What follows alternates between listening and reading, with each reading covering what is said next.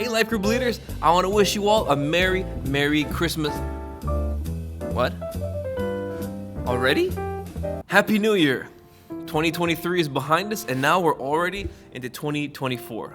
First off, I want to thank all the leaders that sent me photos of their life group gatherings. It was great to see all the fun and all the food and all the smiles. One thing that I forgot to do last year was to tell the leaders to save a little bit of that food for me. And you should have seen Pastor Vin's face when I showed him the photos. He grabbed my phone and started scrolling through, looking at these photos with the biggest smile on his face. He was so excited to see them too. I also want to give a shout out to some of the people that have been very helpful in my onboarding process here at Willingdon. I've only been here for just a little over 3 months, but I've only been able to do what I've been doing because of the help from Pastor Vin and also from Rufina. They've helped so much in helping me understand the situation with life groups.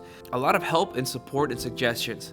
So if you see them, make sure you give them a thanks as well. I've had the privilege of working in a few smaller churches prior to coming to Willingdon. And being a pastor at a smaller church, it usually means picking up some different skills and doing a lot of different responsibilities.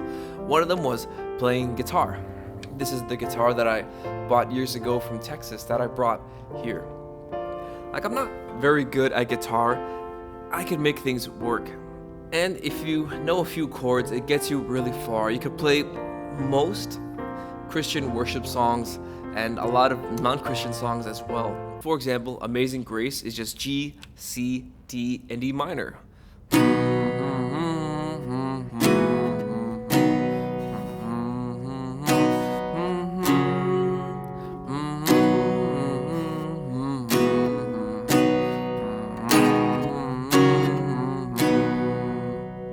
For me, I know that if I were to go to the next level of guitar, one thing would be to learn bar chords. There are certain chords that require you to put your finger across all the strings and strum. See, I'm not very good at that. That's a little better. And I'm pretty slow on it. But playing different chords, it takes time. And I know that if I were to speed it up and practice it and get it really smooth and clean, that would unlock a lot more songs that I could play. But I guess for me at those other churches, that wasn't really a big part of my mission there.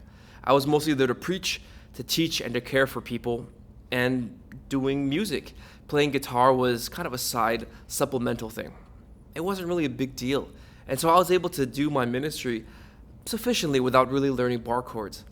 I mean, for certain other people in our church, playing bar chords is a bigger deal. Thinking about CJ or Nigel or others in our church where instruments are a significant part of their ministry.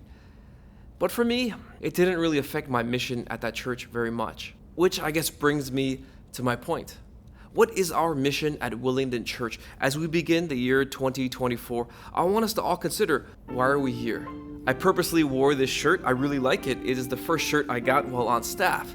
It's the Family on Mission shirt that we got during Fall Festival. And it's a good reminder that the whole Willingdon family, not just staff, but every member and Christian at Willingdon Church is called to be on mission. The mission at Willingdon Church is to know Jesus Christ personally and to carry on his mission. And that's just not the organization itself. It's not Willingdon Church on paper. It's not just the staff or the pastors. That mission is actually every single Christian. We're all called to know Jesus Christ personally. I mean, that's why Jesus saves us, so we can have a relationship with him. John chapter 17 verse 3 says that eternal life is to know God. And the second part of that is to carry on Jesus' ministry, to do the things that Jesus has called us to do, to expand his kingdom, to preach the gospel and make disciples. And that's what we're all called to do, not just the staff, but every single one of us here. And so for 2024, I want to propose a theme Bible verse for this year. And when I was praying and thinking about it, a verse popped in my head. 1 Timothy chapter 4, verses 7 through 8. Have nothing to do with irreverent, silly myths. Rather, train yourself for godliness.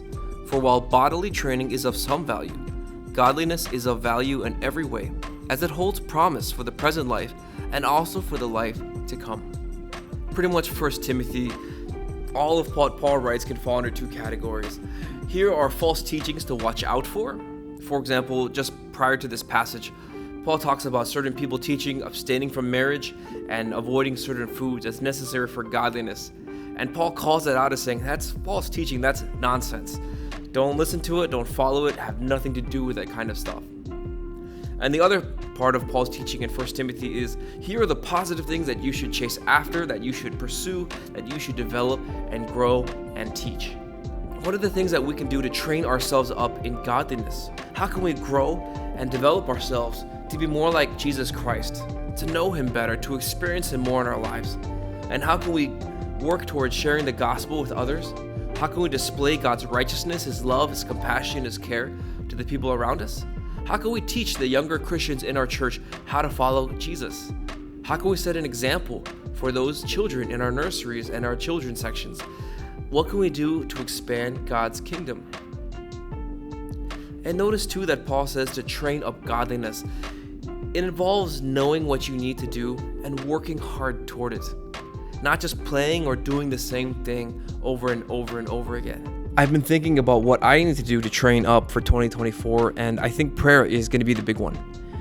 Prior to having Caleb, it was easy when we were working from home during the pandemic. I could wake up in the morning after a good night's rest. I could make breakfast while reading my devotional.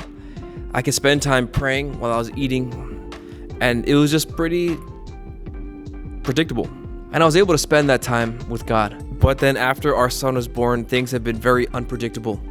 Some nights I spend 2, 3, 4, 5 hours awake with him. Sometimes I get to sleep through the night. Yay! Sometimes he wakes up a little early, sometimes a little later. Sometimes we go to sleep a little early, sometimes a little later. Everything is so incredibly unpredictable. And then when we wake up in the morning, I'm scrambling to make breakfast, and I can't really do my Devo when I'm feeding him because I need to focus on feeding him and getting him ready and prepped to go out the door. So I think I need to learn to work around that.